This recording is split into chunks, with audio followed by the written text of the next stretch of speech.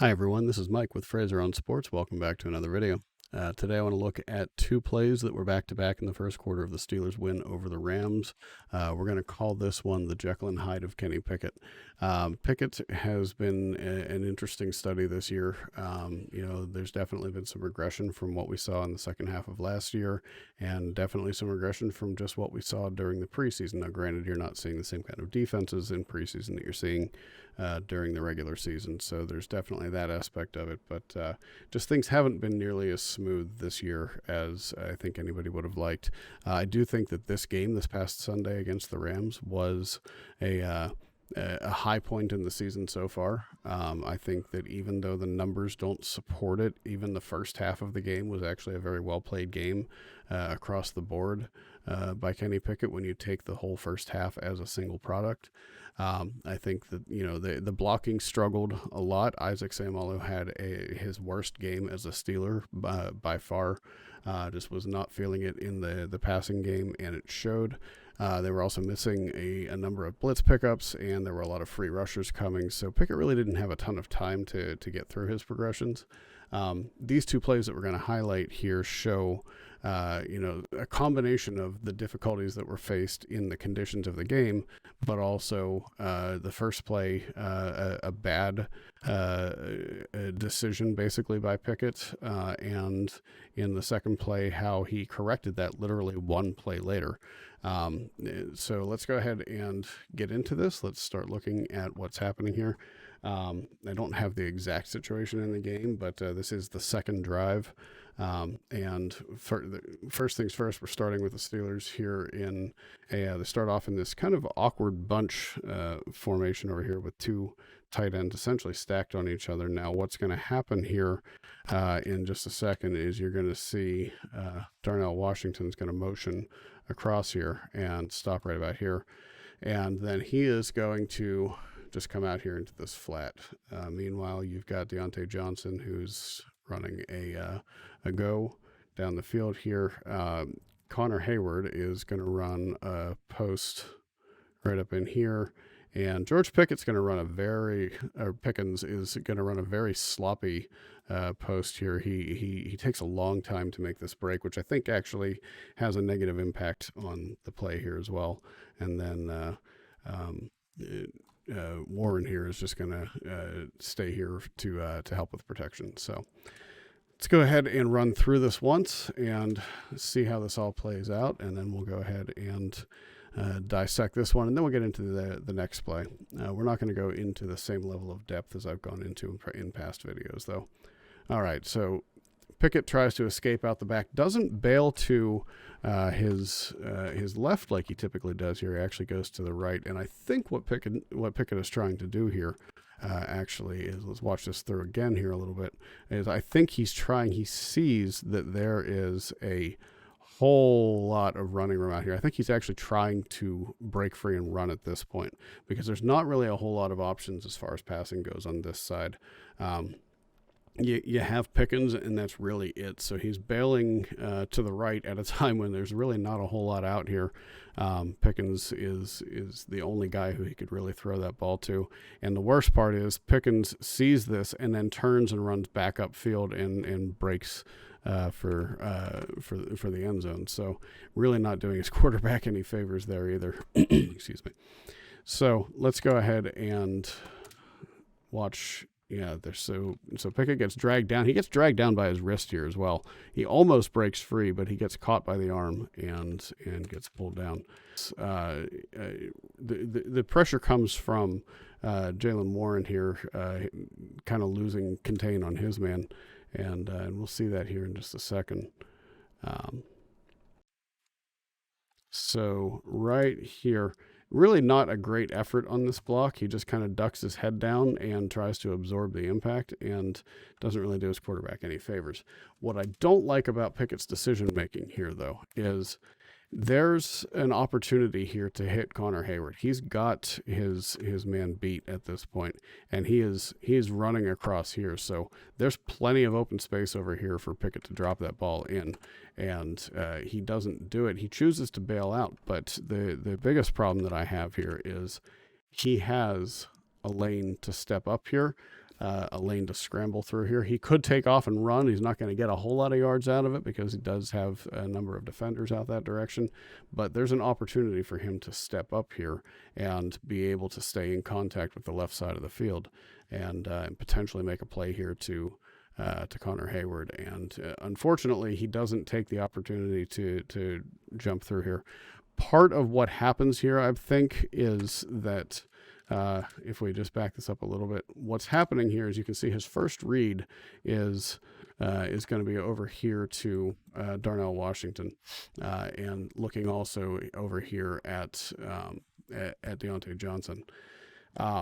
He's looking in that direction. He's already verified the position of the safety, and this starts off, actually, let's take that back even further. This starts off initially in a bit of a cover 2 look. You've got 2 deep safeties here, but what's going to happen just before the snap is that safety over on the offensive left backs up a little bit, and the safety over here on the right, the strong safety, starts to creep forward. So this is giving us hints that this is likely to be cover 1 instead of cover 2.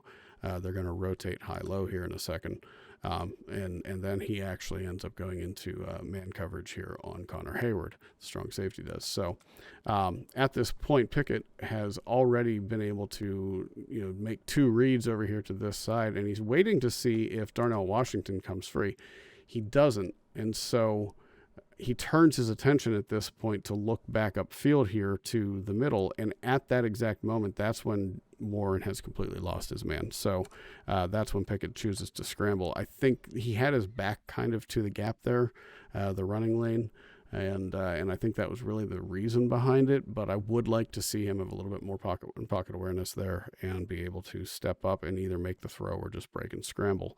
I don't dislike this decision on this particular play just because there is so much running room over here. But ultimately it doesn't work out for them, and the whole play gets called back anyway because of a hold here. So, it's just the unfortunate reality of the situation here. You can see the running lane a little bit from this angle here. It's not a very big one, but it is still, this is like NFL level pocket to be able to step up into. These are the kind of things where he needs to build his confidence in stepping up into these gaps. And right here, you can see that there is room to run through there. He's going to have to avoid some feet. But I think he could do it if he actually went for it. So now we're going to go ahead and jump forward to the next play here. And this one, just taking a quick second to show you what's about to happen here. We've got Deontay Johnson on a go again. This one's going to come back to play here in a minute. And then over here, you have Hayward, who's going to kind of come up here and do this kind of post-hitch right here. And down here you have George Pickens. He played in the slot. Actually, this isn't Johnson up here. This is Calvin Austin. Johnson's down here on the bottom. But Pickens went back to playing the slot a fair amount here in this game, which I found interesting as well. And it worked out for the Steelers. Obviously he had another big game, but he's going to come up here and run this kind of slant hitch here and settle in. There's one really big key here that happens here. I didn't really draw that well. This is going to kind of come over here and settle close to this hash mark. I think this is this was a well drawn up play, at least for how these two interplay together. There's a key here for Pickens, obviously, to run to the far hash, and for Hayward to run over here to the far hash, because this is gonna matter in a minute when we get into the rest of the play. Johnson is meanwhile going to come out and run a curl here, and Warren's going to come out, show block initially, and then he's just going to leak out here into the flat. But what happens on this play is I really, really like Pickett's decision here. Right there, he sees that he's got pressure coming from the outside. There's a lane to step up into. He does, fires that ball into Connor Hayward. It's a completion. Not a huge gain, but enough to make a difference. And, we're looking for positive plays on every down. So even getting a couple of yards is still a good thing. And this, it ends up being like a 7 or 8 yard gain on this play. So it wasn't a small gain, but it wasn't a big play. But it's the little plays usually that change games. It's not usually the big 70-yard bomb or anything like that makes the difference in a game. It's the accumulation of the smaller plays. So let's look at this one again. The pressure on this one comes because James Daniel James Daniels loses his battle here, and we'll see that in a second. Right here, he's got it blocked up pretty well, but then he gets a spin move there, and is that Donald? Might have been Aaron Donald. No, it's not Aaron Donald. But right here you see it again, and let's slow this down to half speed. Really blocked up well up to this point, but a good move by the defender here to be able to spin out of that at just the perfect time. The pressure is coming back at Pickett. The pocket's collapsing somewhat, but I think Pickett saw that there was a lane there to step up into, and this is a massive lane to step up into. This is about as good as it's going to get in at the pro level. But he does make a good decision, steps up, and then fires a nice pass in there, right where it needed to be, right in the chest to Hayward. Unfortunately, and this isn't Pickett's fault. This isn't Hayward's fault. This is more the way that Matt Canada designs a lot of his plays. There's not a lot of opportunity for yards after the catch because he has so many plays where somebody runs to a point, turns around, and stops. A lot of curls, a lot of hitches, and a lot of comebacks, so that they don't create a lot of room for yards after catch. But at least these are good possession plays. You live to fight another down. So. And right here, this is what I was talking about also, where you see them running to opposite hashes from where they started. And that is what creates that lane. If Pickens had just stopped here in the middle of the hashes, if he had stayed on the near hash, there's no lane to make this throw. But because they either the design of the play or the coaching on this to have them run to the opposing hash, that creates this opportunity right here.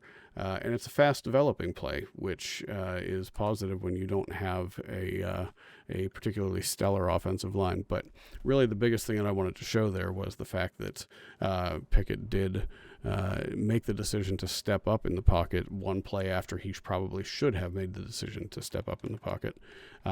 The one thing that stings about this play, and this all comes down to the order of reads and how the pressure is coming at you and everything. So I don't fault Pickett for this. But if you watch here, he's looking up here to look at Austin and see what's happening here. It was a little bit of off coverage right here, and this ends up being zone coverage. And what happens is Austin ends up running into a zone where there is absolutely nobody. It's actually probably a product of the play design. So in this particular case, the play design is not bad at all, really.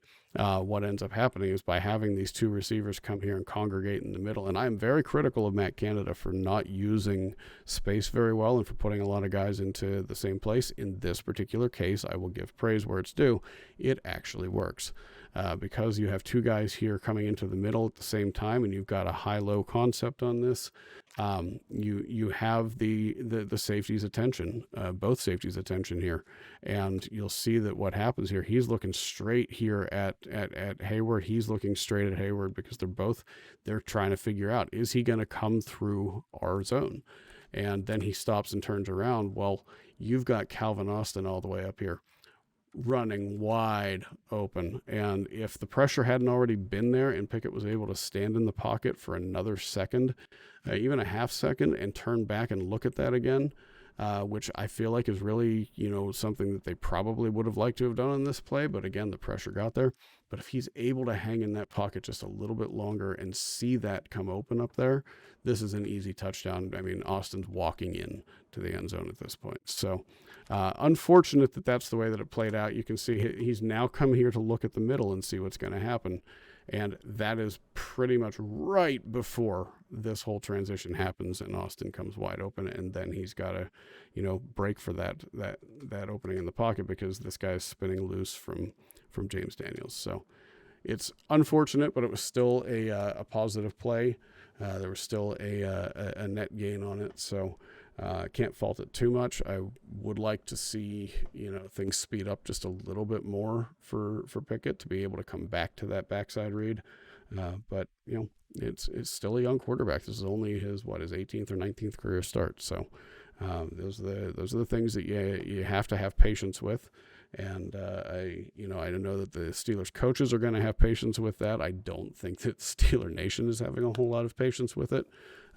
We've grown accustomed to a Hall of Fame quarterback. So these are the little things that we have to just learn how to kind of fight through as fans, and just trust the system and trust the process. So overall, a great game, as I said, for Kenny Pickett, and a great game for the Steelers. Come into a road game on the West Coast where Mike Tomlin's teams have typically struggled. Ben Roethlisberger is 1-6 in Pacific time, and Kenny Pickett is now 2-0. So big, positive there. Like I said, a very good game for Pickett, a very good game for the Steelers, and hopefully it's something that they can look back on and use this to build on, to understand what works for Pickett, what didn't work so well for Pickett, and what works for the offensive line, that sort of thing. Like I said, Isaac Seumalo had an absolutely dreadful game. Dan Moore had a pretty good game, so some positives there as well. We'll have some more on this throughout the week on Twitter and here on the Fraser on Sports YouTube channel. So looking forward to getting some more content out there. I hope to see you back here soon. If you enjoy this video, be sure and give it a like. And if you want to see more, go ahead and subscribe and turn on notifications. Thanks for joining me, and I'll catch you next time.